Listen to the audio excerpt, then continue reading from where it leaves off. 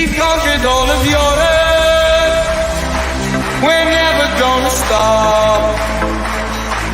From Palestine to Turkey, we've won the fucking lot.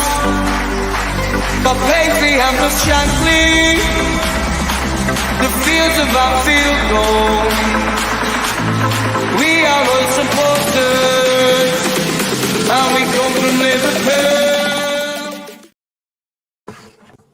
Boxed out, fucked out, everything. That is, this is the Match Debate. This is the Red Sea Down Under, aka the Red Sea Podcast, coming at you here on the YouTube. And yeah, Liverpool have been defeated by the same team we chucked out of the cup with the kids. And yeah, we were kind of struggling to do this show. As you can see, there's only two people here. We feel like as injury and COVID ravaged as many of the Premier League teams at this moment. We feel as depleted as what some of these Premier League teams are. And you know what, Liverpool, they don't even have that excuse. But we've decided to go up here, and we want to have a bit of a post-mortem, because it is that. Post-mortem is when something has like died, Pete. Like something died. I think mortis, mortality, dead. I think a massive part of everybody died this morning, to be honest. It was difficult, man. It was difficult to swallow that one. Did the title chances die this morning for you? So, just off air, I said something about, I don't know if you're on the same show, I brought something up about all this stuff, but here it is. I've said it on a ton of shows that we've done, that I think for us, for every one bad game that City have, we have 5 or 6 in us. So I at the start of the year, a lot of people were calling it Chelsea's title race with us, and because people thought that City started whatever it was a little bit poor, somehow people just wrote them off way too soon. I always said it was City's race to lose, and I still think it's the exact same thing. It's City's race to lose. What we've done today, though, is actually helped them. We haven't done ourselves any favor. We've actually done them favors, and we've done them a few favors, mind you. We've done them a few this season already. And this is why earlier on in the year, I know we had a couple of heated debates on the match debate, but why I was so furious with the Brentford game, why I was so furious with the Brighton game, why I was so furious with the West Ham game where Alisson drops the ball in the goal 3 times.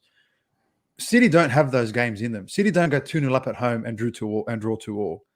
City don't allow teams to get into the game, or let alone defeat them by coming back from a goal or 2 or whatever it is.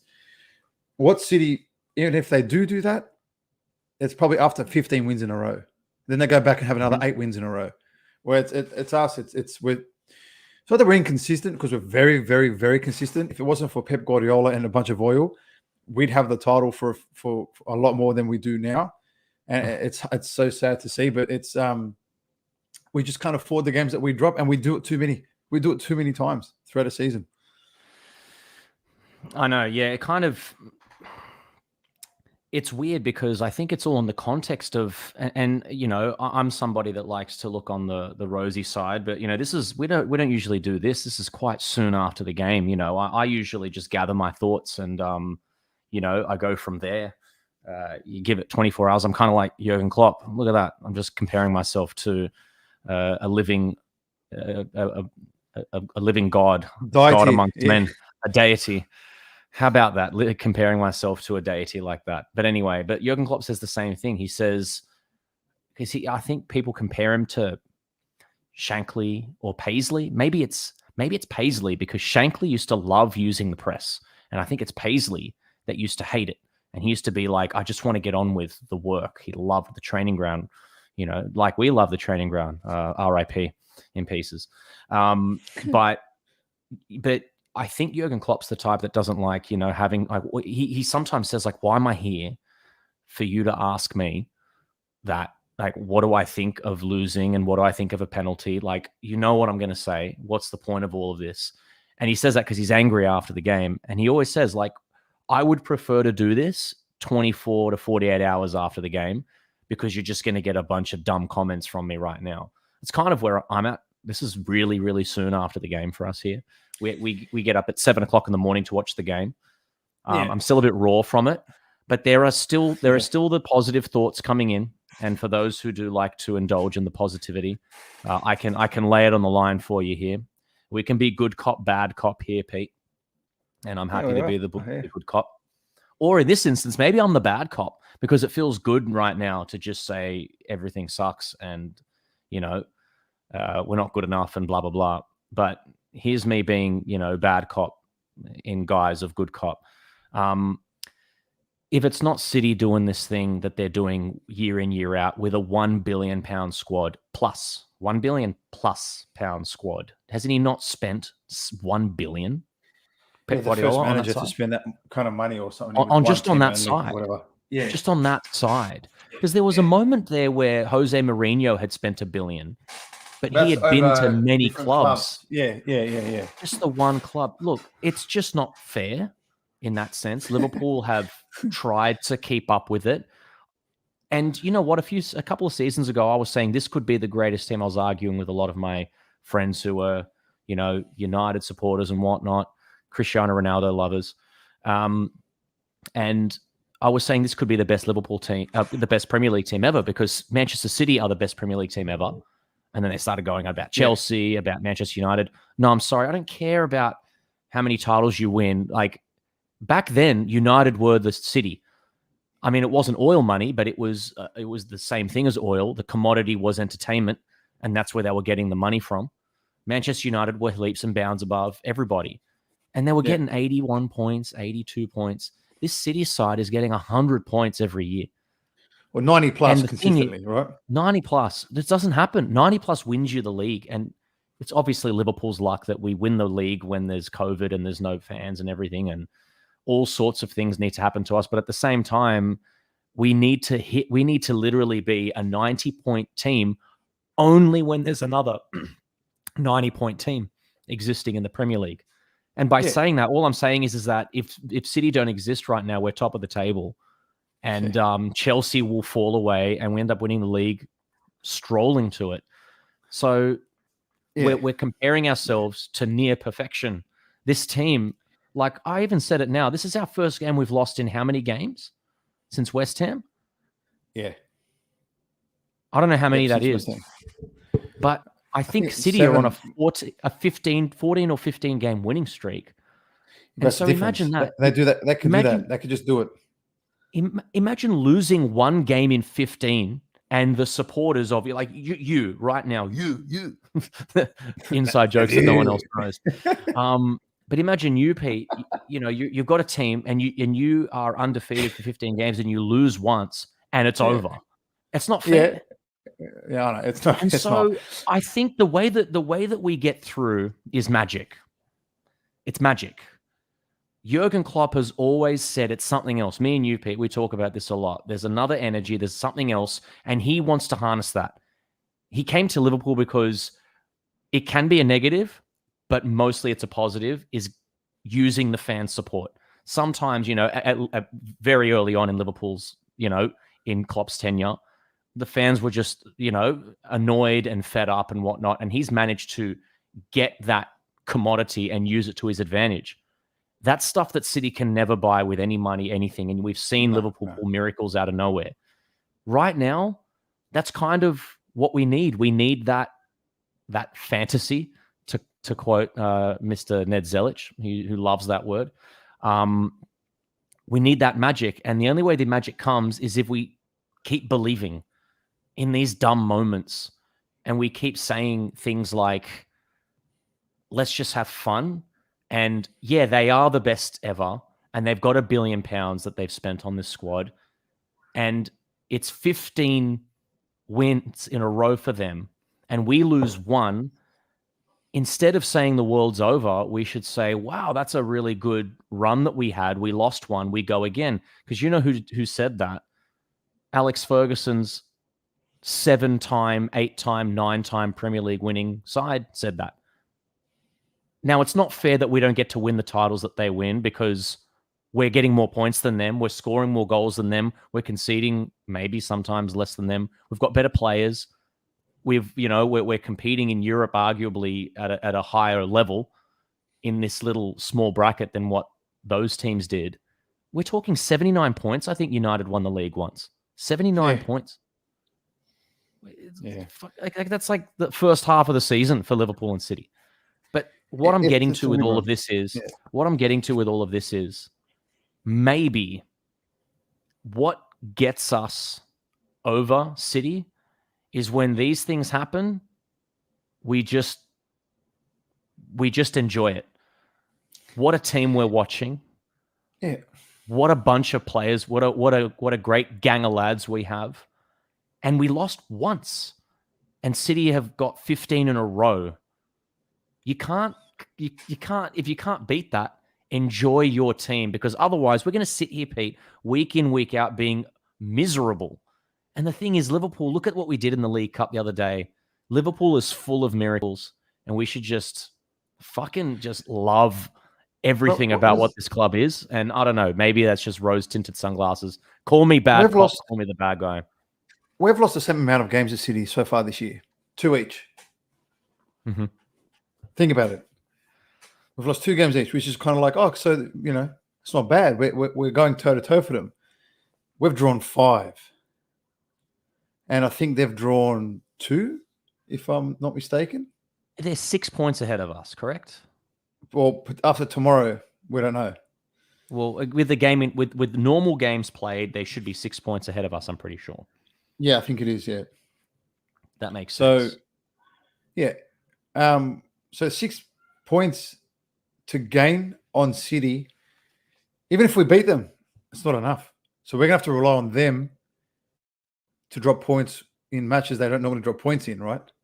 So that's I agree with what you said. Like, enjoy it because this is the best Liverpool team we've had since the 80s and so forth. But it's hard to do that when you want to celebrate this unbelievable squad manager, whatever, and they're not having trophies to show for it.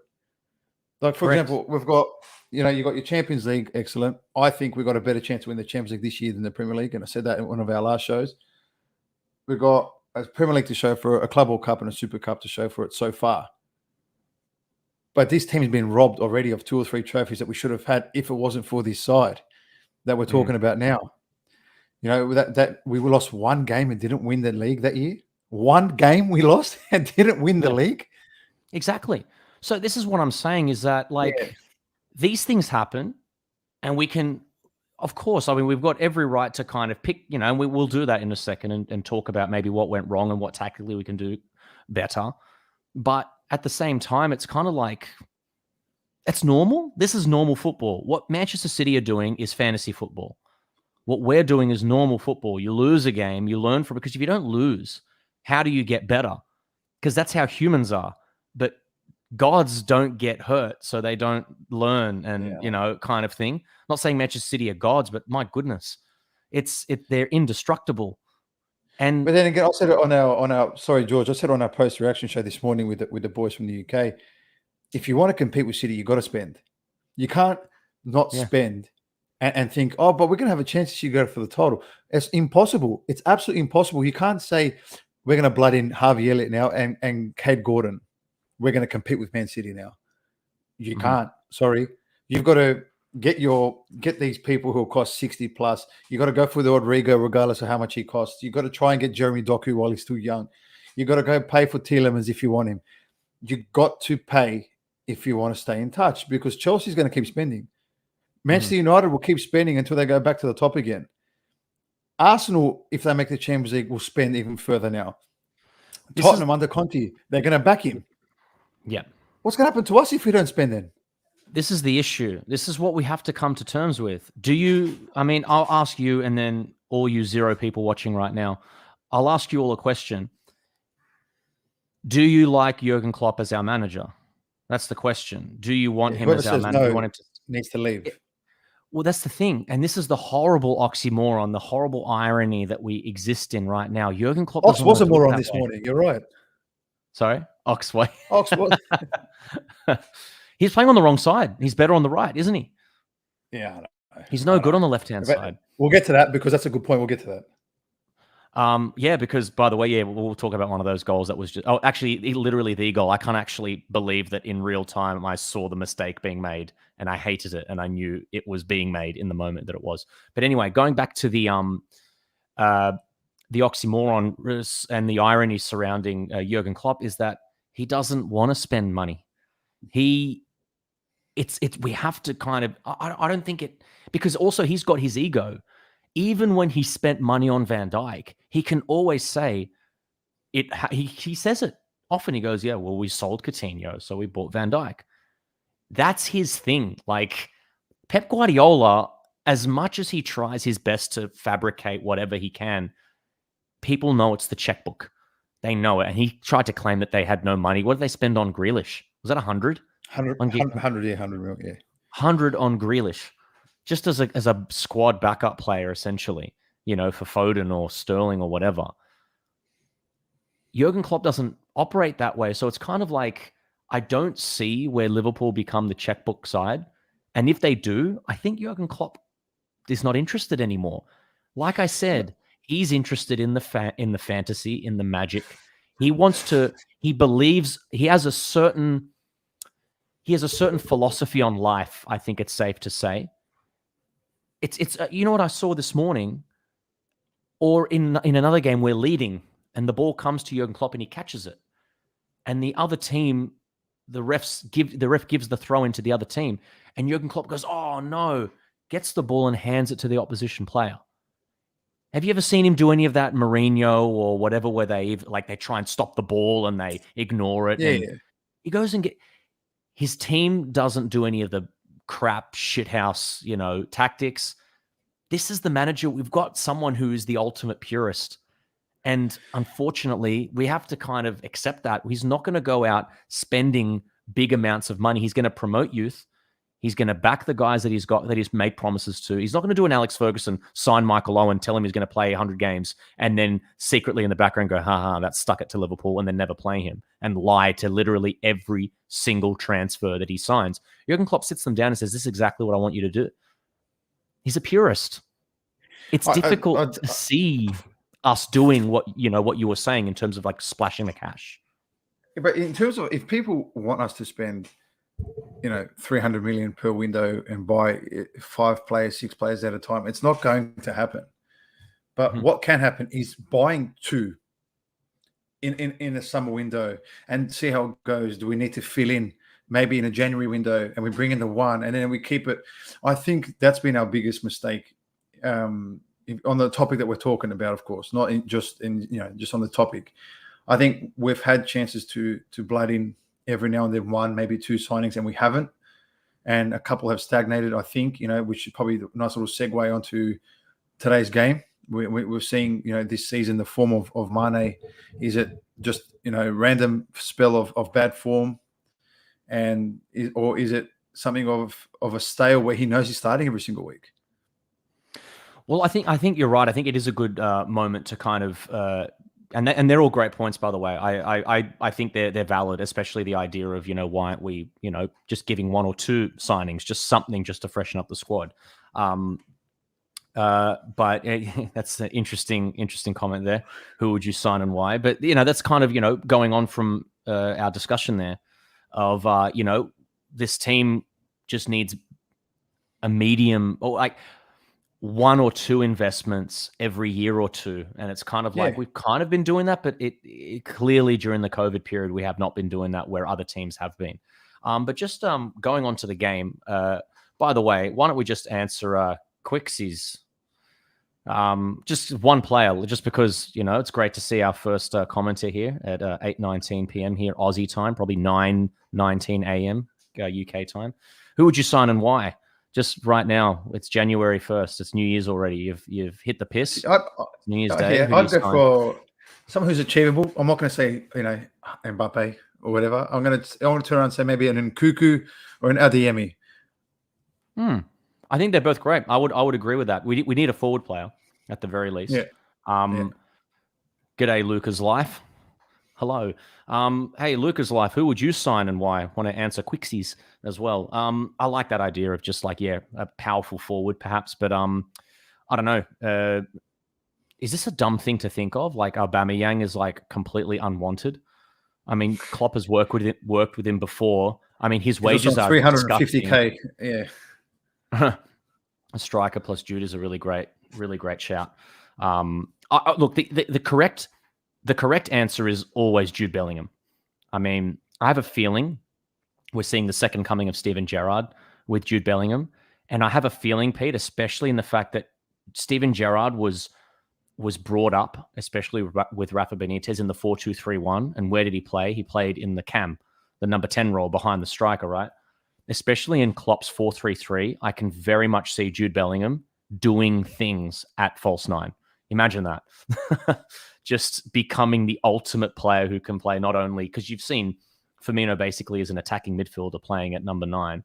But yeah, to kind of, to get a player that can maybe play both of those positions. I don't know, maybe Jude is that guy. And by the way, we've got a song already made for him, the Beatles famous song, Hey Jude. Morning to boy Pello Marema. Morning. What's this? How you Liverpool going out of the race? Liverpool need Lewandowski. Interesting. Yeah, I don't think we can get Lewandowski, but great shout, striker. But anyway, we just want to get on to the Leicester game because we were talking about, some of our players who are maybe not being pushed, like you said, Pete. And one of those players is Sadio Mane. He's been a bit weird this season. I actually think before this game, you could argue that he's been good. And that's the thing. We're comparing him to maybe 2 years ago. And comparing him to that, of course, he's not as good. But he's been, up until maybe 2 weeks ago, he had been in a very, very decent form. And this is the thing. I think his brain is the same as it's been. And this is really sad, by the way, to say. It looks like there are moments where his body is not doing what his brain's telling it to do. I believe that. You can see that even in today's game where the turnovers, the first touch, the poor decisions in the passes, I think Mane was last season the whole team actually had a poor season last year. Started quite strong this year. It looked like he was back and we're buzzing the fact that Mane looked electric again. Then I think that's been a bit longer than 2 weeks because he hasn't scored or assisted in 9 games, George. 9 games, no goals or assists. Can I ask you, last season, he starts the season and me and you used to have these conversations where it feels like I would always take the side of the player who was maligned at the time. So like, I think there was a moment where Salah had just come in and he was missing, got like chance after chance. And, I was kind of sticking up for him. And then it kind of switched after that season, after Salah was the prophet. Sadio Mane had this season and a half where he was the best player in the world. He was unbelievable. And I remember we were having these discussions where it's like, it's Sadio Mane, it's not Salah. And then I found myself sticking up for Mo Salah. And I always find myself just kind of going like, let's not forget about what's going on with the other player. But it feels like now with Mane, it doesn't feel like a drop in form. It feels like something more permanent. And the reason I was asking you about last season was he starts last season in those same conversations where everyone's going, Salah's finished. It's all about Sadio Mane. Remember the game, the 7-2 we lose against Villa? That's the game that Mane misses, and everyone says Sadio Mane is Liverpool's most important player. Do you remember those conversations? I remember a lot of stupid conversations, to be honest, yeah. But at that time, Liverpool were kind of top of the league and, or there or thereabouts. Still had Van Dijk, but COVID was kind of hitting. And Mane misses out. Now, do we remember what Mane missed out that game for? Was it? Hold on, George. Let me clarify this. George never said he was finished. Just make sure you pay attention, please. Yeah. Yeah. Sorry, this is Luca's life. Yeah. I'm in and amongst. Yeah. Sorry. I was just saying that some people were saying he's finished. I didn't say he was finished. There was the moments where maybe some fans were like, not saying finished, but they were saying Mane is better than Salah, then Salah was better than Mane.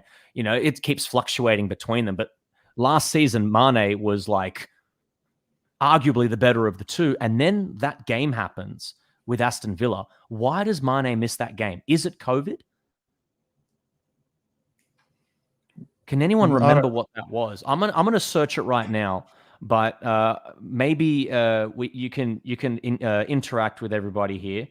Roller coaster performances from Sadio Mane. What do you think it is? Are his boots too big, like I was saying, Pete? Does he need to get his blue boots back that look We nice? tried to do that for him. That didn't work. We tried to defend him there. There's an interesting comment here.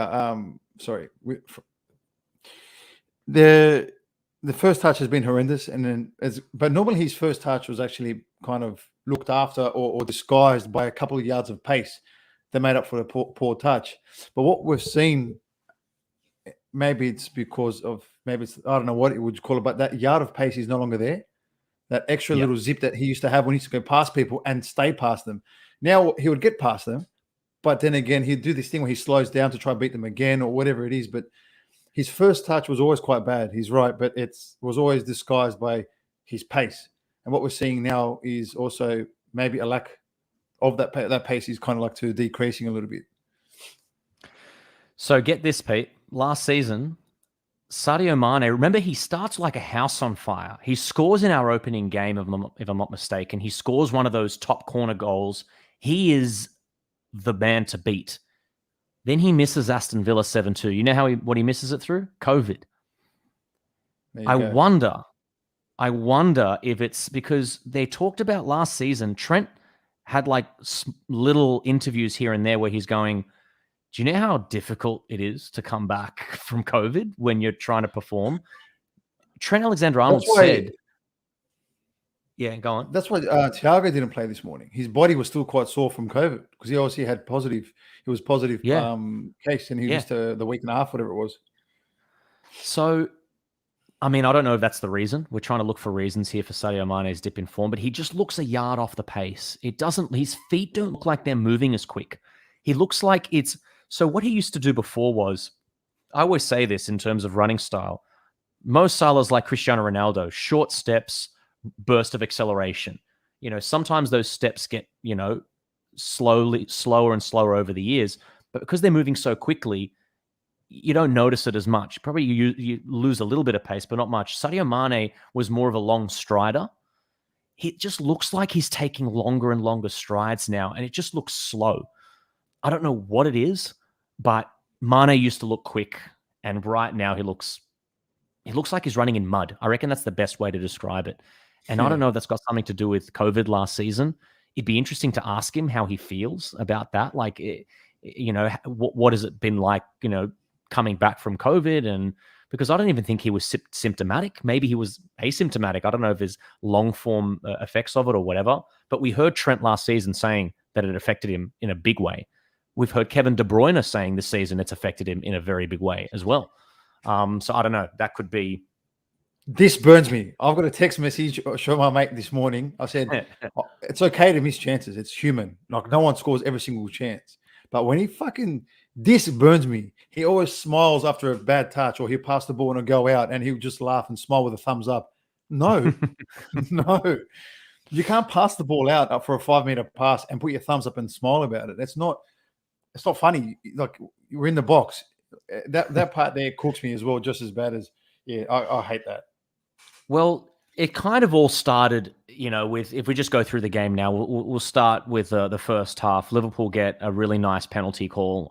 It's a definite penalty, and Mo Salah steps up to it. And by the way, this is now, I reckon, who's our mate here that was who's jumping the gun here? Luca's life. I think, Luca, please don't hate me for saying this, but me and you say this all the time, Pete. When Salah steps up to take a pen, for someone who hasn't missed in 1,700 million penalties, it looks like he's going to miss. There are some really nice Twitter accounts. For example, there's Neil Docking from the Anfield Wrap says the same thing. Sam Maguire, a personal favorite of ours, Pete. Yeah. We love Sam Maguire. We seem to be on the same wavelengths with him. Sam Maguire says the exact same thing that we do. It just doesn't look like he's going to score the pen. because everyone that he scores is kind of like, I think last week or the week before, he hit one bottom corner, which was beautiful. Makes you think, why didn't he do that today? Post. Yeah. Or even barely that. It just went side netting. But today, that pen was shocking.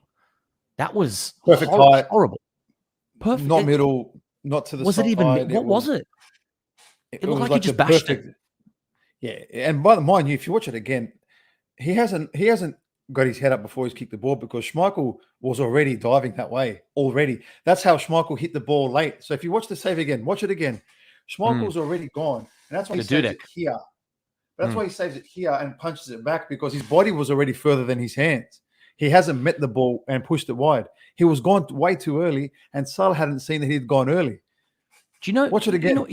You know what's interesting about what you just say then? We literally just scored 5 penalties against this guy midweek. Yeah. Do you know which one of our penalty takers actually looked at what Schmeichel was doing and stooged him? Come on, tell me. Exactly. Bobby Firmino, although he's been shocking on pens for us. I don't think he's scored any. I think he scores in shootouts. You'll give him that. But yeah, horrible penalty from Salah. The follow-up header hits the bar, which would have been great, by the way, because then he jumped too early. Also, but he would have got the non-pen stat, which would have been great because he would have been like from open play. But just really, really horrible that it doesn't go in because from there it kind of looks like if we don't score the pen and we hit the bar on the follow-up, is this just going to be another one of those days? But the first half, it was just relentless pressure. And you know what's really interesting, by the way? Guys, have a look at when the tide kind of turns, and it annoys the shit out of me. The linesman puts his flag up for offside and stops an attack of ours. And it wasn't offside. And from that moment, I felt like that the swing of the game changed. So I'll tell you when it is. The ball gets played over and it's to Jota, I think. And the linesman does his usual thing of letting the chance go. But I think Jota or someone, it ricochets off and then it goes to the outside of the box. And I think Henderson gets the ball back. And then the linesman puts his flag up. The attacking movement hasn't stopped yet. And he flags for offside. And it wasn't offside. So a lot of people complain about they put the flag up and, why they're letting the play run. It didn't happen in this instance. And it just kind of stopped all of the momentum that we had in that instance for the first half. And it kind of leads to a little bit of confidence growing from Leicester. I'm not sure if you remember that, Pete. I think what the part that burns me the most is that we didn't do anything different when it wasn't working. That's like the Albert Einstein saying of, doing the same thing over and over again, expecting different results. His definition of insanity, correct. Yeah. But, and the one time we asked Jota to do something that was Firmino-esque and come out the line was the moment it created Mane's chance. The one that I still can't believe he missed that chance. I still can't believe he's missed that chance. But I feel like Jota also didn't help us because he was always running off the shoulder, but he never was coming deep to create spaces for the others. And he does it once. Mane gets in behind for that goal. So it's something that I think Firmino, again, maybe look, not that Firmino should have started. I think Jota deserves a start, but I think Firmino should have gone in as a 9. And I think Mane was one who should have come off.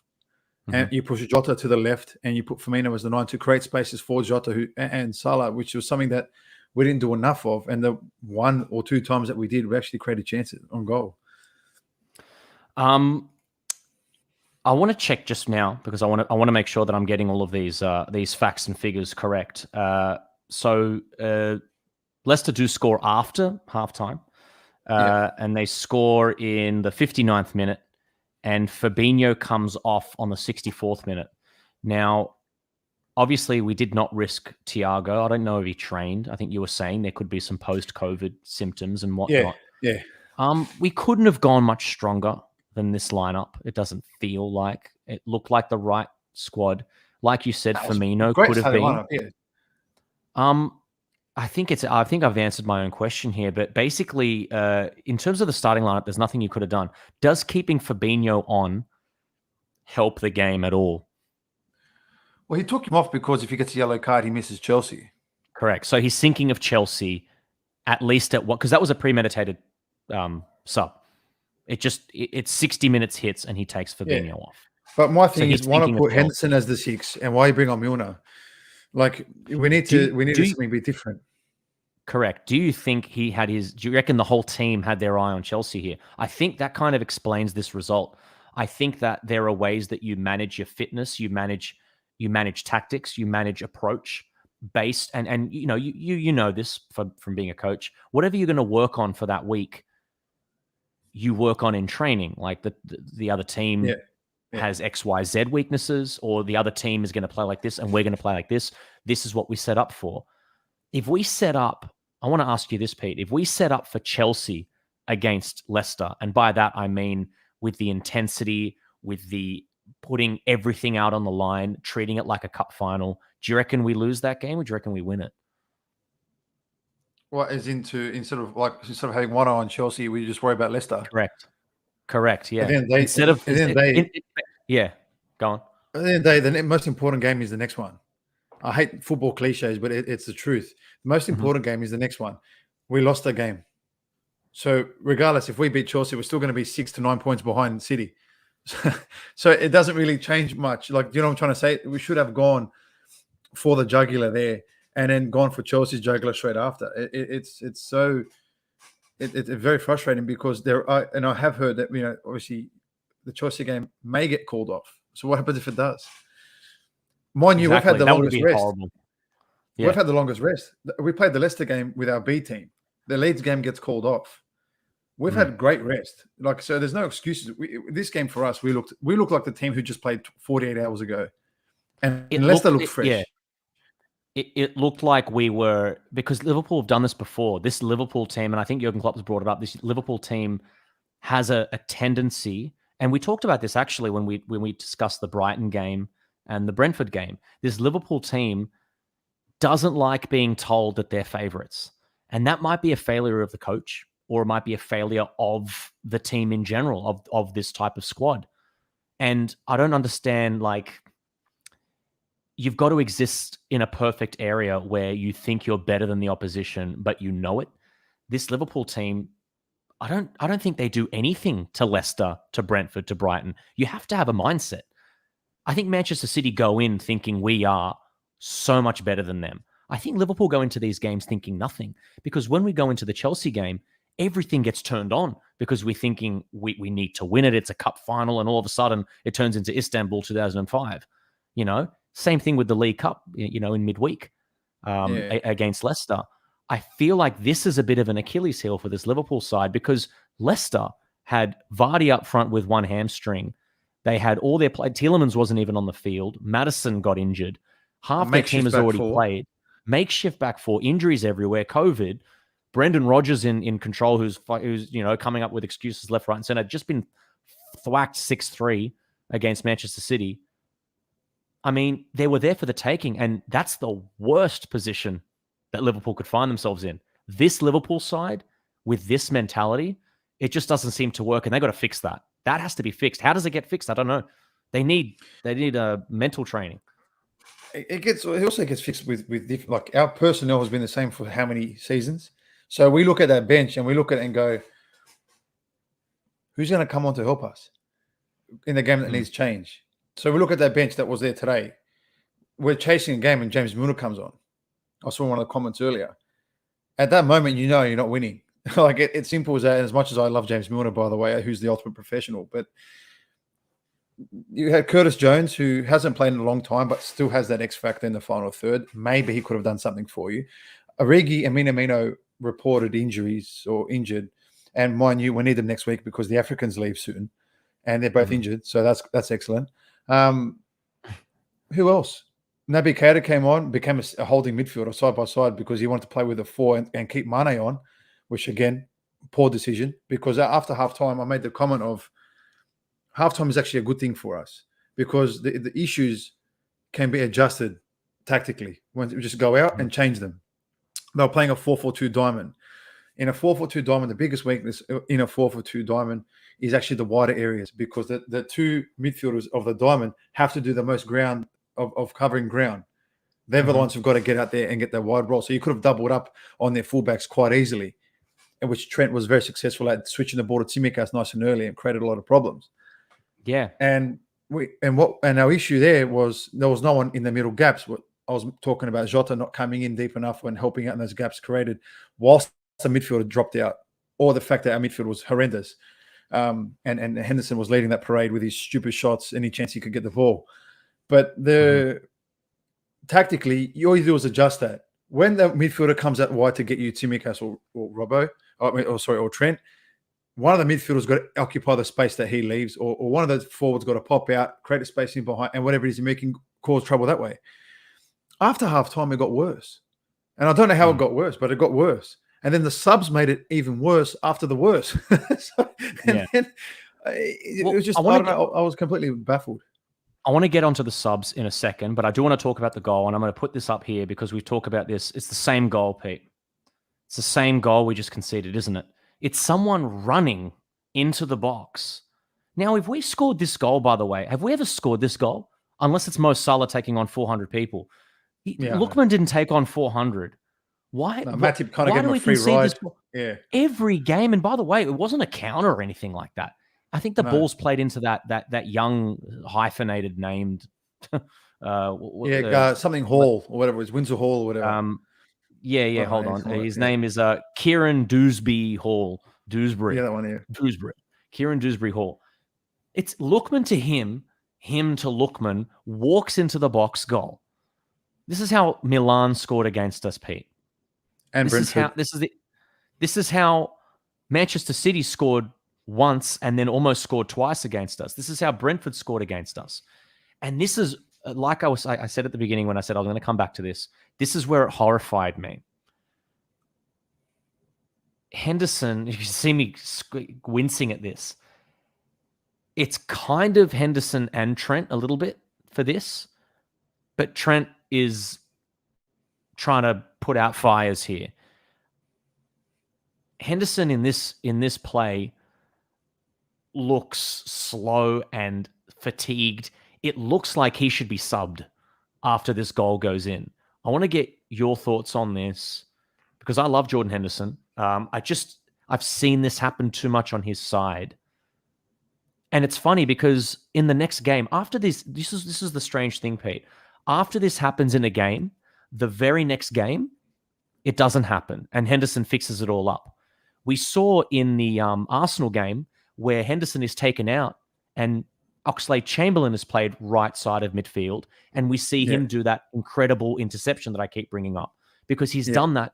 I think that's the most, the loudest example of him doing that. But because he's got that recovery pace. Chamberlain's still got a yard or two of pace on him, especially for a center midfielder. This has just happened too many times now on that side. We've noticed it happening on the left-hand side. I don't know if it's personnel or if it's tactical, but it's this thing of there is a player running towards one of our center backs and there's no one else trying to put out the fire. There's no midfielder. There's no fullback. And I don't know, someone's got to stop him. And then nobody ever does. I just sent you a picture, by the way. You can put it up here if you can. It goes exactly what you're talking about. Yeah. But the thing is, the amount of times it's happened this season, whether it's a thing or not, I'm not going to sit here and start a parade on this person, but it's only happened, or not only, but it's happened, let's say, out of 10 times, 8 of them have been with Henderson in that right side of midfield. And Trent can't get our assists, create our chances, because Trent leads the league in chances created. I think he's at the top of assists as well, and everything else that he's done. He can't do all that and all the defensive work at the same time because you just can't cut yourself in half and be defending whilst you're attacking. Or do you know what I mean? So whilst Trent is being the best in the world at what he does and being a player that only comes around every 50 years or so, someone has to help him. Just like someone has to help Salah in the front three. Just like Gerrard needed help but never got it until 1 or 2 seasons. You know what I mean? Like Trent also needs to help in cover. And if Trent is going to do what he does to be effective, someone needs to do the job and help him. And Wijnaldum did it perfectly a lot of the time as well. But this is it here, right? Mm-hmm. Who's he pointing to? Someone take him. Yeah. But who's he pointing to though? Trent's done the right thing. He's the closest player to the ball and he's pressing the ball because that's our job. That's what we do. He can't be pointing to Fabinho. He's closer. So who's he pointing to? And then he leaves him. He doesn't track the run. And the thing that annoys me here is after this sequence of play, when the ball gets played to Dewsbury Hall, Lookman then runs through. You can just... This is not something... Like Jordan Henderson's career is based around the fire needs to be put out and he busts a gut and he goes red and he wants to fix it. This one looked like he needed to be subbed. Look at him chase this chance down and he's jogging. It looks like he can't go any quicker. He can't, there's no purpose. It's just a little bit alarming. Not alarming in the sense that like, everything's going to explode. I'm just alarmed because I don't know what happened. And when you can't when it's unexplainable, it's like a UFO. It's an unexplained object. I'm just alarmed. I'm scared because I don't know what I'm looking at. This is something that you can go back to our shows at the start of the year from the Brentford games, from all the other games. You can go to any show you want. I was defending Trent to hell and back because everyone's blaming Trent. Oh, they keep coming down the right side. They keep coming down the right side. Hang on a second. Why are they coming down the right side? And how are they coming down the right side? Because a lot of the time, maybe Trent was 10 meters away from the play he was meant to go to. But when it's 3 versus 1, like we did see against Brentford a few times and a few other games that we saw, what's he meant to do? Where's his help? Where's his cover? Do you know what I'm trying to say? So you can go back to any show you want. And I was defending Trent because all he did was easy to blame Trent because he's the right fullback. And it's the easiest thing to do because it's the quickest thing to do. Just like the easiest thing to do is be negative. It's very hard to be positive. This is like a psychological fact. It's much easier to be negative. That's why everybody's negative. But exactly. But why is that happening? Stop just blaming Trent because he's the right fullback. Why is there 2 players on him? And who's meant to get him? Ask yourself the questions first. Don't sit there and just and throw shade at a player that you just because it's the easiest thing to do. Well, I want to go here, and these are great examples. Yeah. Well, this was a great comment here. Midfielders not track runs. We've been talking about that since day dot this season. Yeah. And then it's like I said, like when this happens in this game, mark my word, if Henderson plays in that position against Chelsea, it doesn't happen.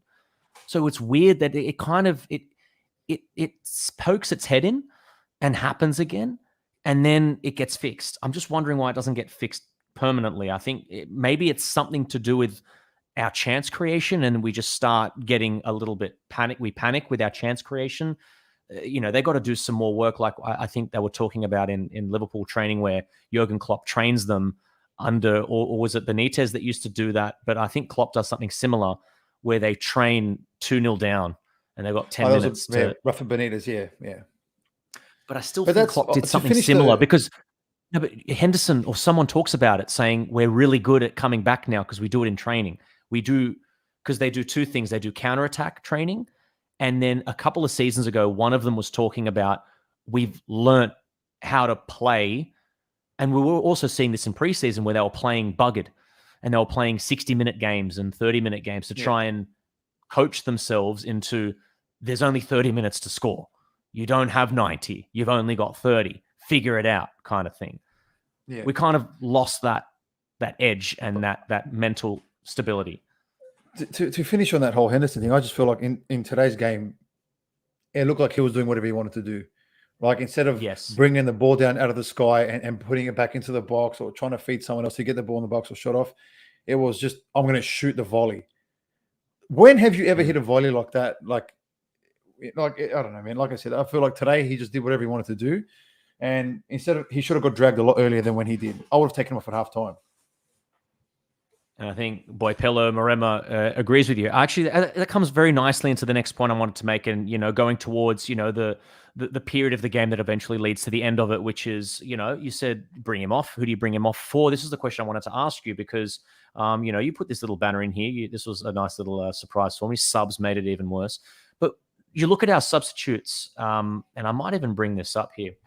As clunky as the SofaScore desktop site is, I'm going to bring it up so we can see lineups and all sorts of things like that. So let's put this one on.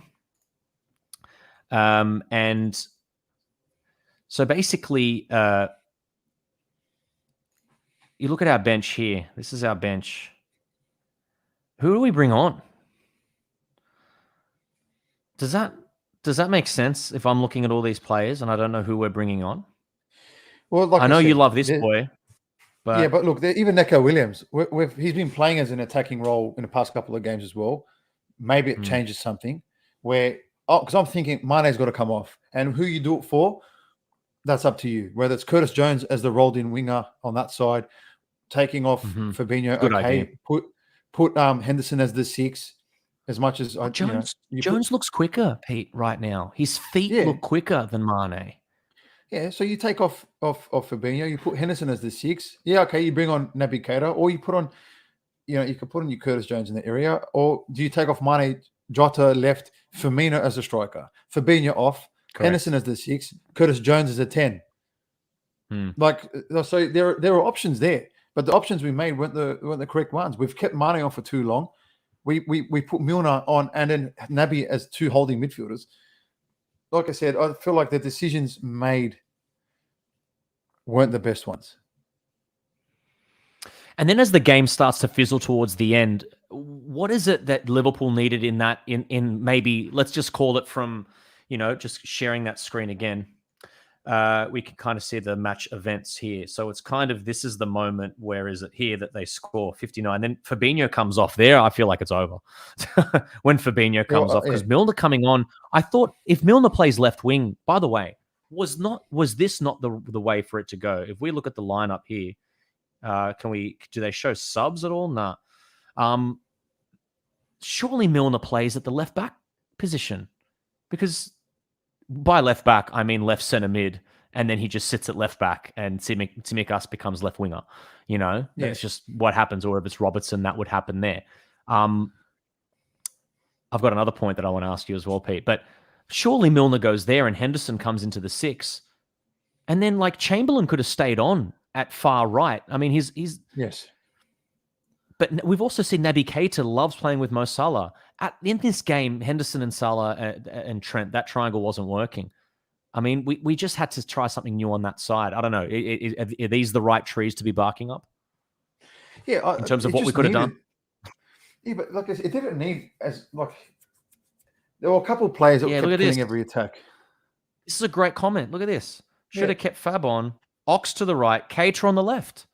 Or Curtis could have been on the left as well. Yeah, who do we have on the left? Kate. Yeah, Keita, I think, comes on. It was Keita, yeah. But what you're saying in terms of a bit of difference is Curtis Jones has that X factor about him. We've seen him take on people. We've seen him shoot from distance. We've seen him, connections on the edge of the box. We've seen it all with him. And Naby Keita is quite the same. But when you put on Naby Keita and he's deeper than James Milner, and James Milner's a holding midfielder, he's in front of Naby Keita on 3 or 4 occasions, there's something wrong there. And it's whether it's lack of communication or it's people just had the shit and wanted to try and win the game on their own, whatever it was wrong. It was wrong. And we got that completely wrong. And we've seen it with Naby Keita now and Curtis Jones a couple of times. And Curtis Jones before the weird eye thing that he had. Yeah. But he had there was shackles on him. And it was like, oh, Curtis Jones not getting forward enough now. All he does is keep the ball. But that's not his game. So clearly it's an instruction. And that was whilst Thiago was injured. But when you're putting on a Curtis Jones or a Naby Keita, you have to tell him, go. Have fun. And something may happen. I have one quick thought, and I don't want to make a discussion about it, so I know you're going to agree with it, but I think that we've also seen a little bit of rustiness from Costas in the Premier League. I mean, it's the same game, essentially, Leicester. But if we had just kept playing our informed left back when he was playing, it kind of, you know why? Because it felt like today we missed Robbo.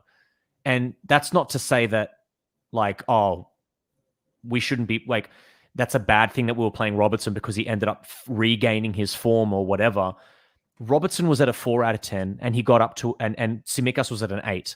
And we've worked Robbo up to an 8. And by doing that, now we miss him when he's not in the side. And Tsimikas is kind of, the guy hasn't played in how long, man? It's been so long since he's played. And I just feel like he's got to work his way back into the squad again. watch this. We're going to go against, and it goes on nicely. Shout out to all the top Reds who belittled the rest of our fan base who knew this squad needed improvement. Interesting. I just wanted to put this up there because it does move on to the Chelsea match predictions. But I fully expect us to beat Chelsea. This is a weird thing to say. What do you guys think in the comments? At Stamford Bridge. But this is why I'm saying it, because I think someone like Tsimikas has an absolute blinder. And I think Tsimikas works on momentum. And the worst thing we could have done, and I know Klopp trusts Robbo, and I think he's been right to trust him. But there have been instances in this season where, for example, the draw against Chelsea at the beginning of the year, Tsimikas was in form in that game. There's been I think there was a couple of other games where Robertson plays and he's subpar.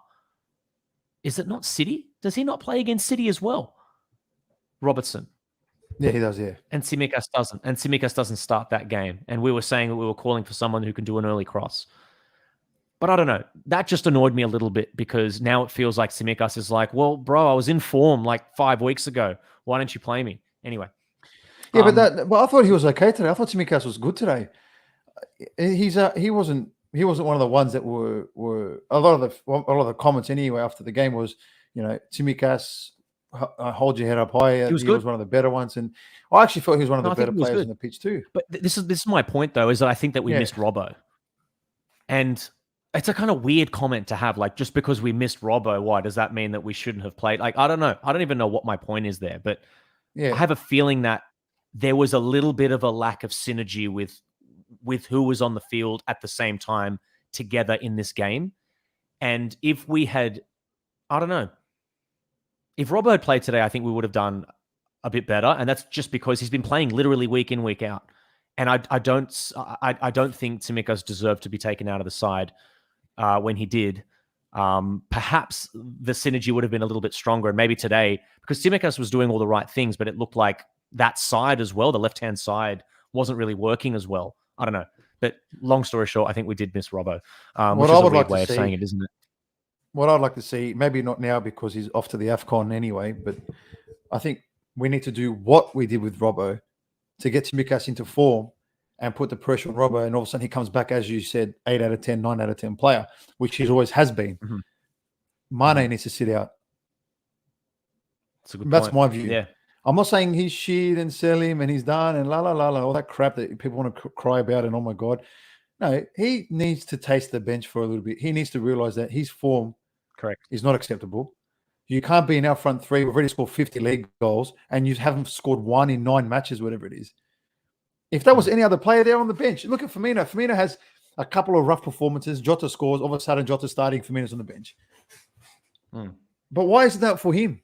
Why isn't that for Mane? Why is it not for Mane? And Henderson's in the same boat too. Henderson can play, these games that we saw today, and he'll start against Chelsea. Yeah. Why aren't people like? There's a couple of people who are just no matter how bad they play, they're going to start and play the next game. It's just. Let me ask you, and I'll ask you guys in the comments here. If we're going through the starting lineup very quickly for Chelsea, I want to start at a weird way. It's kind of like an imbalanced way of asking this question because it's starting in the middle of the park. Would you play Oxlade-Chamberlain right centre mid, or would you play Jordan Henderson? Going off recent form, I play Ox, believe it or not, and knowing what Ox can do in that kind of that attacking role of the right side of midfield. As long as the other two midfielders are Thiago and Fabinho, as long as those two are side by side, yes. It's Ox for me, or Naby. What did you think of Matip tonight? Do you think that has any bearing on what it means for the starting centre backs against Chelsea? Does it look like we could be getting Kanate because we've got Hulk against Lukaku? Matip today on the ball was sensational. Let's face it, Matip was actually probably the most dangerous player on the field today. He was incredible, Pete. How many times this goal that we concede gets scored that Matip's at the scene of the crime? And I'm not blaming him. It just happens. And by the way, like when your midfield lets players run into the box like that, of course, the people who are going to sit there and watch it are going to be the goalkeeper and the centre backs. But that happens a lot. It's like, and someone's put a comment here. You know what? I'm going to put the comment up because I think here it is. Having a bit of a screamer here, boy Pello. he was tracking Vardy, covering that space. Vardy runs towards VVD, and Matip just runs toward. We saw the same thing with Milan, Pete. Atletico Madrid because with the Griezmann. And Atletico, yeah. Griezmann scores like cross the goal, basically. Yeah. Correct, yeah. I knew there was another one. I was going to say Porto, but I'm like, I knew it wasn't Porto, and I forgot about Atletico. So Matip basically has a 10 out of 10 game, except for this moment where he's overrun. And we've seen Virgil van Dijk on the other side get dealt with this, and it leads to him blocking. Yeah. We saw him deal with Vardy a few times. Yeah, for some reason, Matip... But he concedes this one chance every game, doesn't he? Yeah, but Matip, that's the thing. Matip's at the scene of the crime a lot of the times. Like similar to like nowhere near this level, by the way. But it's in terms of best example, he's probably Lovren. Lovren could have 15, 10 out of 10 games in a row, but ever remember that one mistake he made? But it's like with Matip, look today, absolute class. Like it was taking place. It was back to Lionel Matip standards, but. When the goal comes along, it's like he didn't want to tackle Lookman or put pressure on him or anything. It was just like, and like he said, he did get dragged out of position, and he does that. And I just don't know. I don't know what it is. I don't know what. Like it's only once, by the way, Pete. Yeah, he's world class the entire game, and the one time he doesn't do, and we never get away with it. The one time that he doesn't do it, it's kind of like I think your coaches used to always say. Always track back and rest once you've tracked back because the one time you don't track back, they're going to score. And lo and behold, in every football game I played, the one time I didn't track back, there was a goal conceded. And I'm like, you're kidding. Why couldn't they hit the bar or something? Why couldn't they have missed? They always score when I don't track back. And then the coach goes, see? And it's like, okay, but I did it like because you run back 25 times and the other team sucks every time you run back. And then the one time you don't do it, it just seems like Matip's got the same curse. Yeah. It's anyway, having said that, who partners VVD against Chelsea? I don't know if you're looking at his current record against big strikers. Konate has a really good record. Konate. He's bodied Ronaldo. He's bodied Ibrahimovic. So why not let him go up against Lukaku and have it like a Godzilla versus Kong kind of battle? Because the two giants, man, they're two huge people. So. Well, that's when he trusts him. He trusts him for United, and that's the first time that Klopp actually goes, "You can play in a big game," kind of thing. And so I think for the Chelsea game, we do start with Matip. So it would be an interesting time for him to bring in the Hulk. But look, going back to this question with Antonio. Antonio asked the question earlier in terms of this is the whole Mane thing in terms of getting him back on the bench. But there is because Jota. Originally was that side of a front three at Wolves when we signed him. He was always on that left wing, and he's very good at finding spaces coming in from the wing. So therefore, if I was to do that, it's Jota, Firmino, Salah, and that's a good lineup. And allow Jota to be that free roamer where he can find his spaces. And then when did we do that last, Pete? When did that happen last? Do you remember the game? Man United. I literally just mentioned it. I just mentioned it. Yeah. Yeah, Man United 5-0. So it's definitely something that works. And okay, Man United is absolutely shit house, but it's enough there to say Mane takes the bench for a little bit to understand it. I'll just look at this stat, by the way. I just read this stat now. So Sadio Mane has 5 blanks in his past 9 appearances for Liverpool in all competitions. His goal drought now spans to 808 minutes of football for Liverpool. That's 13 and a half hours of football without a goal. So you're telling him and every week it's a start. At what point does he go like, okay, yeah, he knows he hasn't scored, but he also knows he's starting the next game, regardless if he scores or not. So there has to be something there to kind of give him a bit of a slap that he needs to get back to that world-class level that we know that he's been at before. Or maybe, like you said earlier, maybe it's just not there anymore. Yeah, I know. I'm scared of that as well. But you know what? I would still try. I think there have been moments in this season where Sadio Mane has been world class, and I think that they always say, what is it? Form is temporary, class is permanent. Hopefully, we can apply that to Sadio Mane, whatever the starting lineup is against Chelsea. I'm sure we're going to have a much deeper discussion about it here on the Red Sea podcast when we do our Fab Four. I think Fab Four are going to be doing some preview about it, Pete. I'm assuming. Yeah, of course. Yeah, they're also doing a Transfer Tuesday coming up as well, Obviously, the January transfer window opens up. They actually got a lot of shows stored up for us, which is exciting. So make sure you tune into the Fab Four, what they've got planned, and hopefully we can jump in as well, or we just run our own stuff as we always do. Although on Sunday, George, I've got to say I'm not doing anything. We're not doing any post shows for the Chelsea game because it's my birthday on Sunday. We versus Chelsea on my birthday, so I will not be participating. You got to use your birthday wishes. Yeah, I will not be participating in any football activities whilst it's on my birthday. So yeah, I'll be here on my own. I'll be screaming at the screen. But all you guys here in the comments, just as we wrap this up, I just want to get an idea from you guys here watching the Red Sea Down Under here on the Red Sea podcast, our YouTube channel. What do you guys think about Chelsea? You think we're going to win, draw, or lose? Give us a score, Pete. I'm going to start with you. Then we're going to go to you guys in the comments. What do we think for Chelsea? I'm going to put the banner up just to remind you. Thoughts for the Chelsea match? What do you think, Pete? You reckon we're going to win or what? Not to jinx it, I'm going to knock on wood if you can hear it. My birthday record is actually quite good at Liverpool, so I'm hoping to God it stands. But I don't like. It depends which Liverpool turn up. If without Leicester, Liverpool turns up, we're probably cop 5. If the Liverpool that we love and know who turns up for the big games, then we know we're coming for it. Like, it's good luck to Chelsea. It's a good time to play them as well if we're on. So I can't predict this. Are you gearing up to be a manager, being right down the middle, not giving a? I can't. Yeah. Do you think it's going to be 1-1 like Antonio Chill?